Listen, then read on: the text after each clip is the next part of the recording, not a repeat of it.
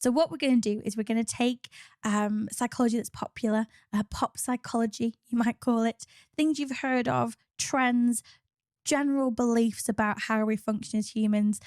Like, for example, 16 personalities, Myers-Briggs. Is it actually proper psychology or is it just pop nonsense? I think you know the answer to that one. But do you know the answer to Al's question?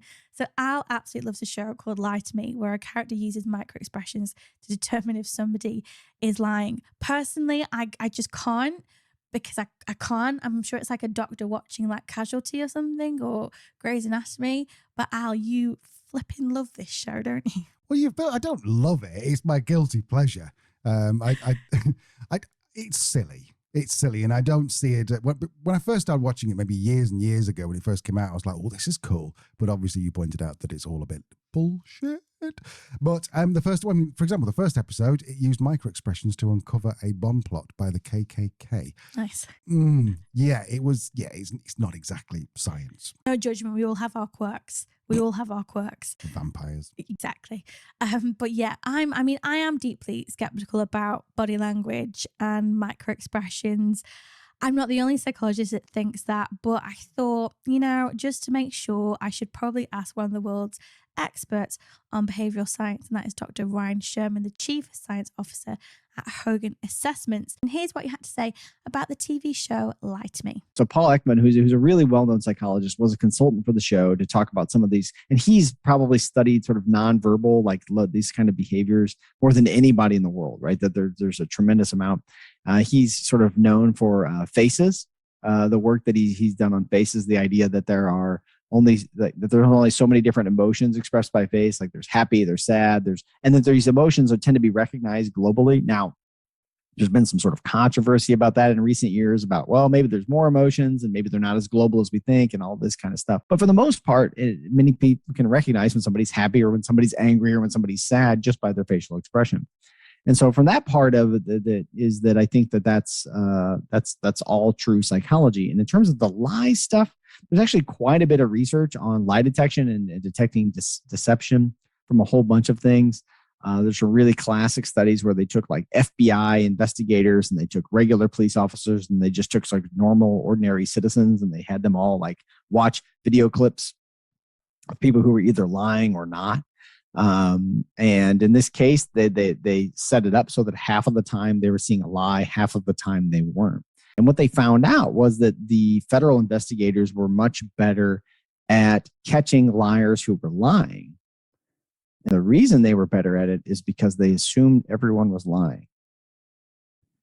So they weren't better at, right? So they also were calling people liars who weren't lying too. So they actually weren't more accurate, right?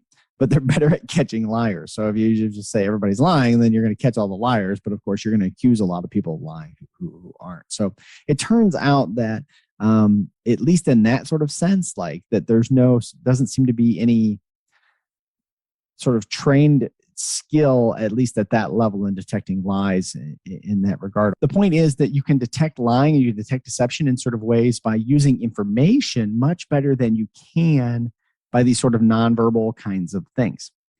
All of that being said, I will say, and I'm not 100% sure how this works, but there is this group of mentalists, right, quote unquote mentalists, and a lot of it are sort of parlor tricks, card tricks, things like that. But I suspect that there is actually something very subtle. There's these classic mentalism tricks where people have like a coin in one hand or the other, and my understanding is that some of the ways that they work is that people sort of give away through their nonverbals which hand the coin is in. They're actually giving it away in some nonverbal way, like they just tilt their eyes just slightly one way, or there's just something they do. There are cognitive psychology kinds of tricks, right? Like the classic one is pink elephants, right? If I say, Dan, don't think about pink elephants. Whatever you do for the next minute and a half, I don't want you to think about pink elephants at all. Don't think about them in any way. What happens is when we try to put something out of our mind, it comes into our mind. And so sometimes these mentalists can use tricks like that, right? They can tell you, don't think about your security PIN number. And what's the first, and that's how you think about, right? And so then they can say things like, now I don't want you to think about the first number. So I don't want you to think about 0 or 1 or 2 or 3. And then you might do something non-verbally while they're going through those numbers. And if they're really good and they're really practiced, they might be able to pick that up and you can sort of give it away, even though you're trying actively to not give it away. So there is some psychology there. I think a lot of what's on that TV show is definitely pop, right? The sort of, oh, your eyes look that way, your eyebrows did this, or Well, there you go, Al. I'm afraid it is a lie. I love what Dr. Ryan said there about how certain trained professionals seem to be better just because they assume that everyone's lying. Yep, that makes perfect sense. You can find out more about how Hogan Assessments can help with your recruitment at hoganassessments.com. And you can listen to more of Ryan on his podcast, Science of Personality. Just search for it wherever you get your podcasts.